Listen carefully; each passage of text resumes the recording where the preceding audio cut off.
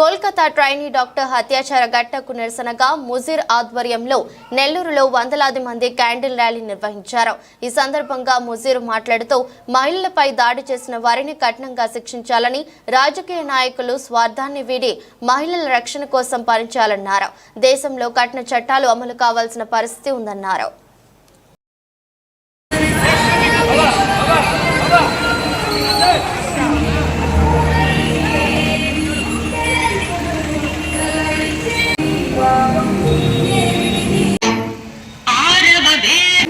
జరగకుండా చేయించుంటే ఇప్పుడు ఈ సిచ్యువేషన్ జరిగేది కాదు.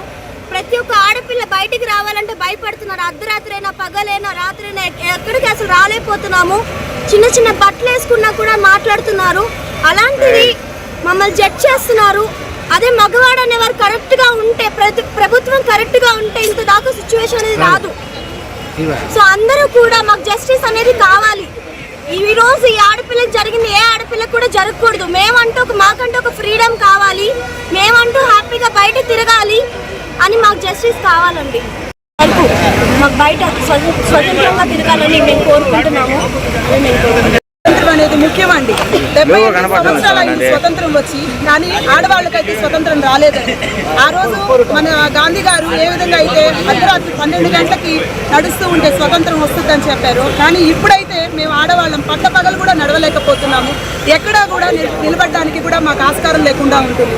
అనేక మంది ఉద్యోగాల రీత్యా అయితేనేమి, వ్యాపార రీత్యాలు అయితేనేమి, అనేక రంగాల్లో ఉన్న ఆడవాళ్ళు, మహిళలు ఎందరో కనీసం పట్టపగలు కూడా నడవలేకపోతున్నారు. ఈ సమాజం ఏమైపోతుందని అర్థం కావట్లేదండి. ఇటువంటి ఉన్మాదుల్ని మీరు కఠినంగా శిక్షించాలండి. ఎప్పుడో శిక్ష వేస్తాం, పట్టుకుంటాము, ఉంటాము అని కాదు, కానీ కఠినంగా ఆన్ ద స్పాట్ వీళ్ళని గురి తీయాల్సిందిగా కోరుచున్నామండి. ఇదే మీరు ఈ విధమైన న్యాయంగాన్ని మీకు మాకు చేస్తే ఆడవాళ్ళకి ఎంతో మేలు చేసిన వారై ఉంటారండి. అది ఈ ప్రభుత్వం కాదు, గత ప్రభుత్వం కాదు, ఏ ప్రభుత్వం వచ్చినా కూడా ఆడవాళ్ళకి అనేది సపోర్ట్ చేయాలి. మాటల్లో అయితే చెప్తున్నారు ఆడవాళ్ళు ముందుండాలి అని, చేతల్లో అయితే ఏ ప్రభుత్వం కూడా చేయట్లేదని నేనైతే బల్లగుద్ది చెప్తున్నాను అనమాట. ఎవరు సపోర్ట్ అయితే చేయట్లేదు. మాటల్లో మటుకు ఆడవాళ్ళు మీరు ముందుండండి అంటారు. కానీ ఈ హింసలు, ఈ చిత్రవదలు ఏంటండి ఇది? మొన్న చూస్తే నిర్భయ కేసు, ఇప్పుడు చూస్తే ఈమె ఏంటి ఇది? ఎప్పుడు ప్రతి ఇయర్లీ వన్స్ ఏదో ఒకటి జరుగుతూనే ఉంది. మాకైతే రక్షణ అయితే లేదు.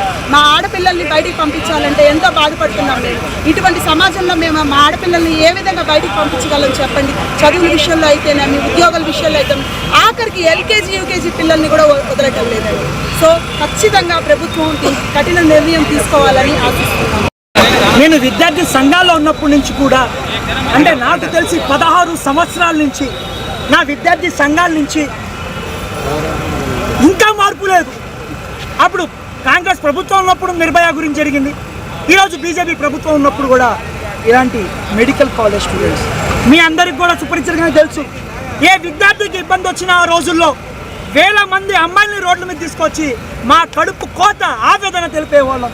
మారతారంటే రాజకీయ నాయకులు మాత్రం కుండ బద్దలు కొట్టి చెప్తున్నా, రాజకీయ నాయకులు మాత్రం వాళ్లకు ఆదాయం వచ్చే, వాళ్లకు సంబంధించినటువంటి బిల్లుల సవరణ కనబడుతుంది.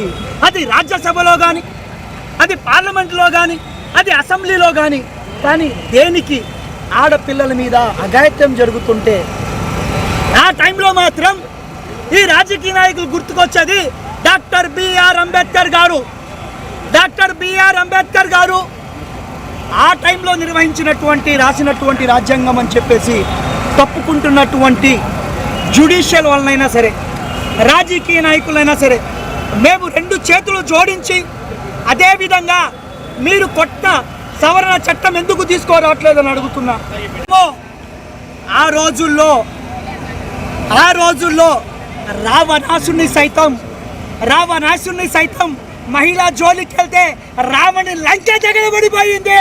విచారణ ఎందుకు ఆదేశించలేదు అని అడుగుతున్నా. చెయ్యండి, ఎన్కౌంటర్ చెయ్యండి. చేయడానికి ఎవరైనా భయపడతారు.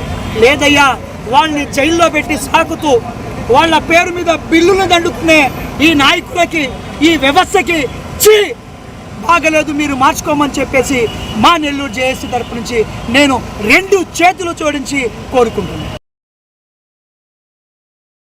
మరెన్నో వీడియోల కోసం మా ఛానల్ ని సబ్స్క్రైబ్ చేసుకుని పక్కనే ఉన్న బెల్ ఐకాన్ ని క్లిక్ చేసి యాక్టివేట్ చేసుకోండి.